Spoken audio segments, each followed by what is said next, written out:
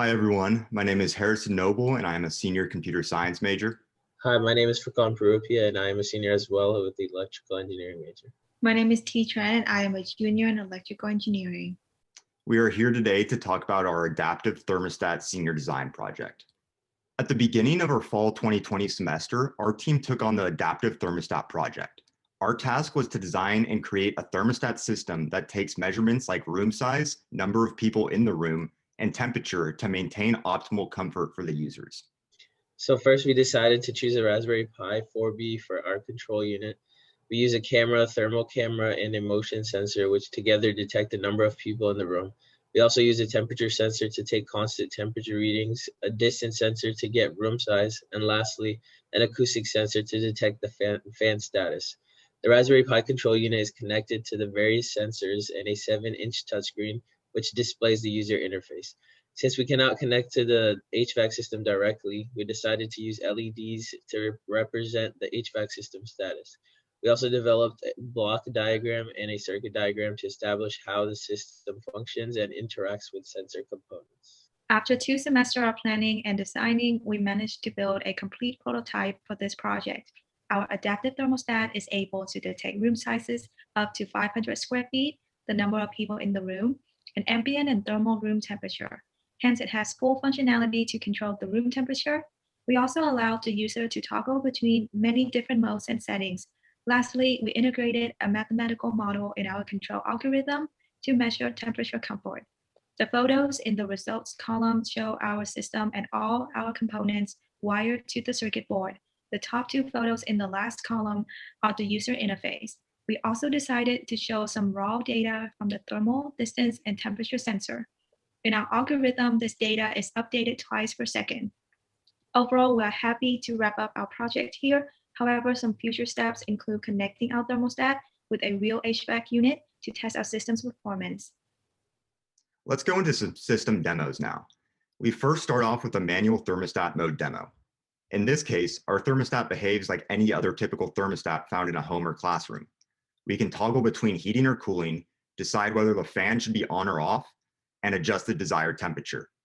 The LEDs reflect what a real HVAC unit would be doing based on our thermostat logic and the currently selected modes and temperatures.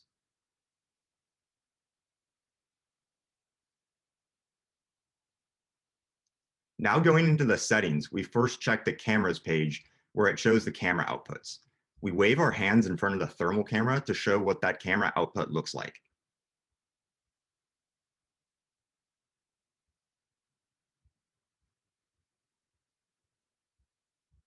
On the sensors page, we can see all of our various sensor outputs. These sensor outputs continuously update to display up-to-date values. On the right side of the settings page, we can see all of the available settings to change. We toggle the setting to display temperatures in Celsius, and we can see how the temperature values update across the user interface. Next, we adjust the temperature range. This setting sets a maximum and minimum value allowed for the desired temperature. We can see back on the main dashboard, I cannot lower the temperature below the min value or raise it above the max value. We can also turn the system off, which turns off all the LEDs and stops the thermostat from functioning. Now going into adaptive mode, we are unable to toggle any of the modes in the main dashboard, as this is now handled by the system. We can now see how the system toggles the heating and cooling modes and the fan automatically, as well as the LED outputs on our box. These values are updated through the desired temperature setting.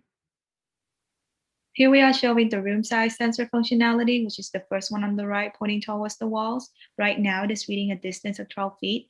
We take the square of that value and use it as our room size measurement, hence the 144 square feet.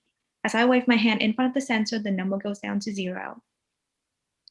Here we show that our thermostat has the functionality to automatically stop the program and reboot by itself. This feature is mainly to restart execution if a sensor is malfunctioning.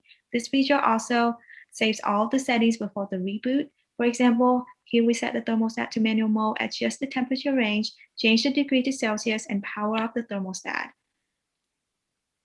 When the thermostat reboots, all the settings are saved as they were before, as you can see on the screen here.